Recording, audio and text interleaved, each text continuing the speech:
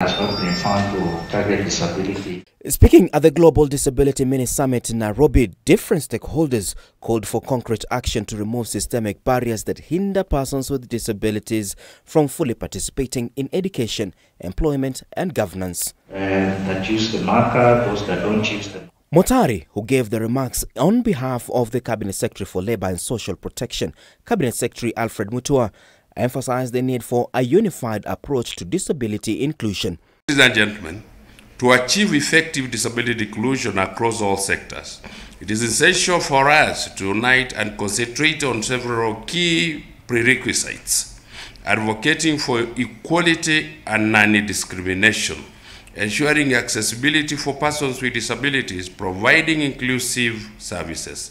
The government says progress has been made, citing expansion of the National Safety Net program, which now supports over 44,000 people with severe disabilities, and the operation of 12 vocational rehabilitation centers, training more than 700 people annually.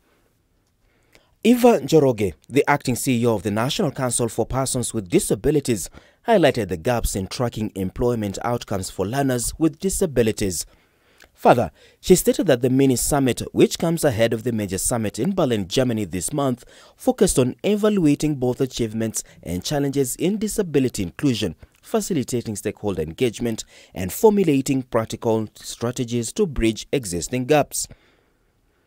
One of the biggest concerns remained the lack of job opportunities. Despite a constitutional requirement for at least 5% of jobs to be allocated to persons with disabilities, Kenya falls significantly short. The Constitution talks about it, and it calls upon, 5% employability. And this is where the problem is.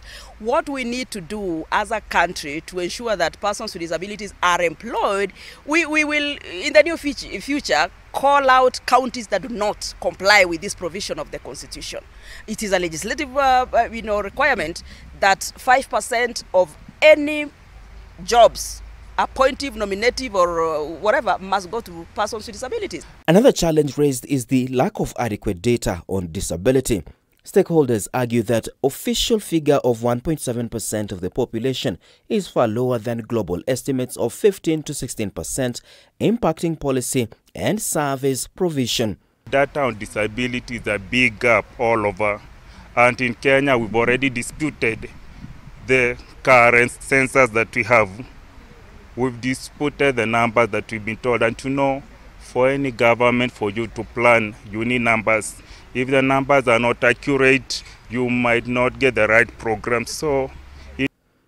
As discussions continue, stakeholders emphasize the urgency of moving beyond rhetoric to ensure Kenya's disability policies translate into tangible impact.